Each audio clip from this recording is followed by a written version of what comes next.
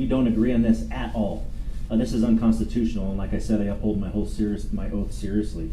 As far as meaning for Albuquerque specifically, I am putting everybody else, including every other politician and everybody else as a leader within a law enforcement entity, to jump on board and work as a team. I said this last week. There was an article, and I wish this gentleman would email me. He says the mayor, the sheriff, the AGs, the chief, they all have their own separate press conferences. I read all these editorials. What are they going to do together? And that's why in the press conference when I was with the governor the other day, I said, we are all here. Bernalillo County is a problem. State of New Mexico is a problem with firearms. What do we do to stop the infiltration that are being used for violence and firearms? What can it do for Albuquerque? Show that there's a collaborative effort to stop the gun violence. That's all that we can do. Like I said, there's not a magic wand. This is an interesting presser.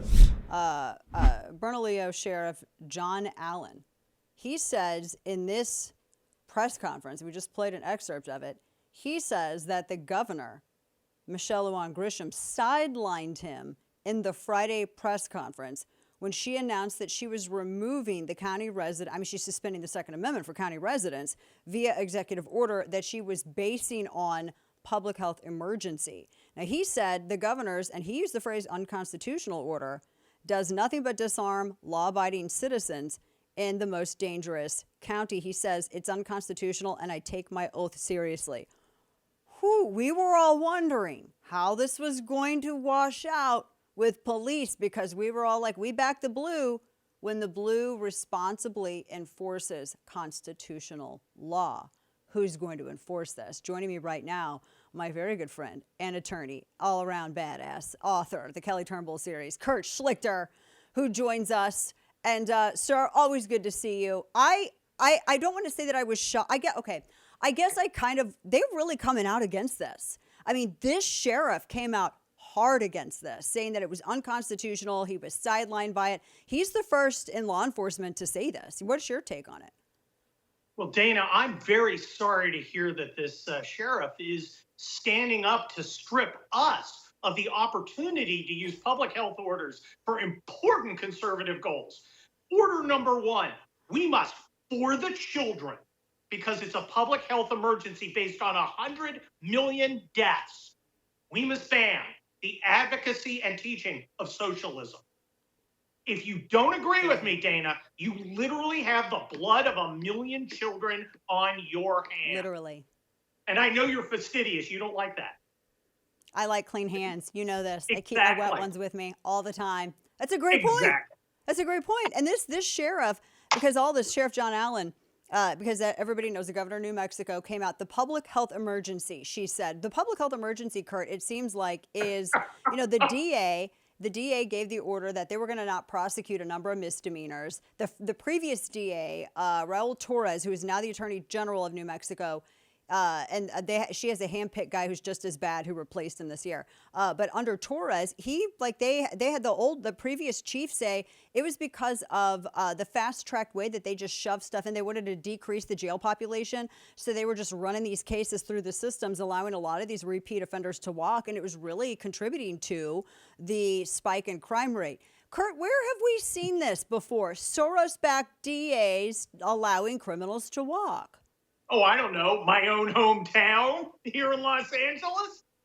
Look, we've all seen Breaking Bad. We know, New Mexico is a boiling cauldron of criminal stuff. But at some point, the people of New Mexico need to stand up for themselves. I'm glad to see some of them are, and they had a great gathering of citizens the other day who brought their weapons. And they were getting and speaking. They actually invited a guy who disagreed with them up to speak. And somebody said, we're America. We believe in free speech. What do you think? And he was like, stunned. Look, you got to throw this governor out. But I'm actually taking a little farther in my next town hall column. Ooh. I think we should put her into federal prison. Now, again, not the rules that I would have picked. I kind of want a free country where you let people resolve their political differences as opposed to, kind of an authoritarian one. But I was outvoted. And I watched a guy who used to be president being accused of conspiracy to violate rights.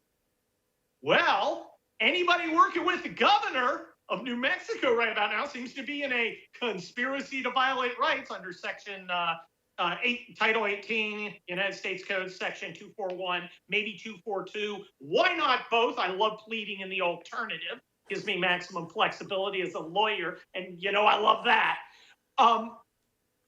By their own standard, this woman should be not a governor, but she should be converting large rocks into smaller ones, or becoming an expert in license plate fabrication. I don't really care as long as she does time. Again, not my rules, Dana. I think this is a bad idea, but our democracy has made it so that my point of view has been overcome. So since we have a precedent with our last president, I think that she needs to experience it much like someone with hemorrhoids experiences a suppository. We're talking with our friend, as you know, Kurt Schlichter, the attorney, the wordsmith, senior columnist at Town Hall. And he's got a great one out today, too, and I'm going to ask you about that. But that is, you touch on something that is true. It is, technically, her saying that she doesn't necessarily have to. She was saying that the Constitution isn't absolute, and that also is applicable essentially to her oath to it as a public official. So that technically her infringing upon people's rights. That applies under the statute you cited. Look, that's what these statutes, which were to basically rein in a previous generation of Democrats who thought rights were optional. In that case, the KKK types. That's what the law says. Again, I don't think that you should stretch these kind of laws to take something that's a political act and make it criminal. You could run her out of office at the next election. You could impeach her. There are plenty of things. But since they put locking her up in federal prison on the table, I say belly up. Yeah, let's have equal application of the law. Our friend Kurt Schlichter. This is what bothers me, and it angers me so much. I know that there's 4 federal lawsuits that have been filed now against her, and she's going to have to. They're going to using New Mexico taxpayer dollars to fight this. But that puts everybody in this, for the lack of a better way to describe it, like this period of legal purgatory. So from the moment that this edict is issued up until the time that there's some sort of judicial resolution. Technically, you can, regardless of later if it's found to be unconstitutional, you can actually what are people to do within that span? Well, look, if I was a New Mexico resident with a gun permit, and I have a gun permit that's legal in New Mexico, I am damaged because of my inability to exercise my constitutional rights. There's a monetary value to that, and let's see if you can recover it. Now, there's some issues about immunity and qualified immunity, although the immunity statutes don't always apply if it's really freaking obvious you can't do it. Okay? I think this one qualifies as really freaking obvious. Look, when my own congressman, Ted Lieu. Oh my gosh, that's right, it's yours. Yeah, he's like, I don't know about this. Maybe that's not a great idea. With David Hogg's going, yeah, but they're doing it because it's blowing their cover. You know that. They're only doing that because they're realizing how bad, they're supposed to do this incrementally, and she just blew it. He was definitely off script. And, the problem with these kind of crypto fascists is there's always a race to the bottom. You obtain, if you can go further in your fascism, you have a greater chance of getting on MSNBC. And of course, there are people out there sticking up for her.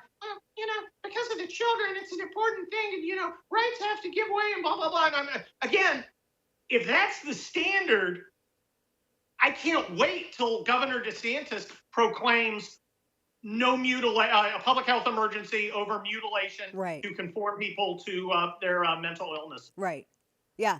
Which actually is about 1,000,000 times more plausible than her insane or constitutionally insane, because I don't think she's insane. I think she knew exactly what she was doing. And she's doubling down on it, which is insane. I mean, the other that you mentioned for the children, the examples that she cited, they were carried out by children. They were teenagers who were, with the exception of the 11-year-old, that they have not found that individual yet. I mean, clearly that was not a law-abiding person who was in I would probably say that they were in legal possession. But teenagers killing other children, that's not a concealed carry permit holder that's involved in that. No, look, the purpose of gun control, as you have always said, is control of normal people.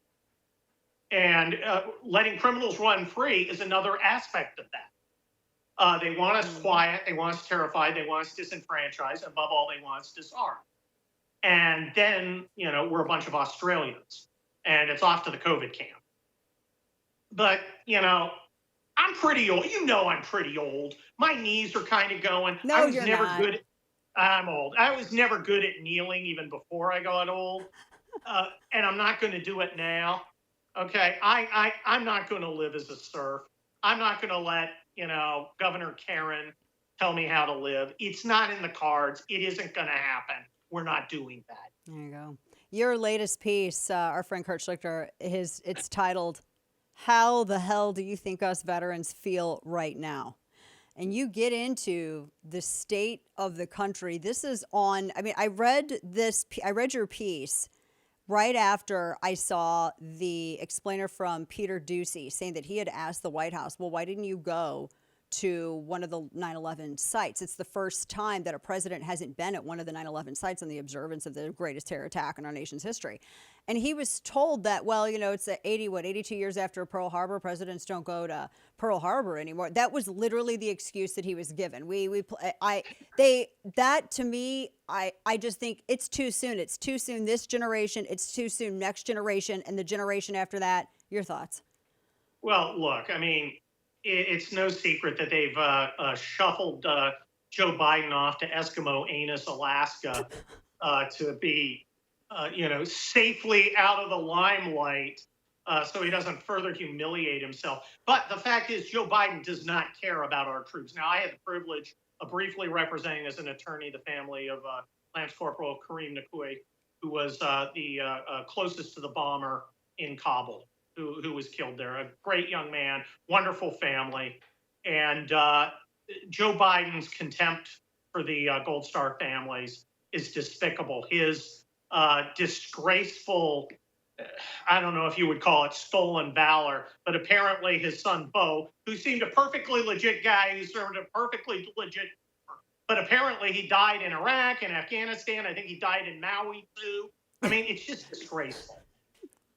This guy,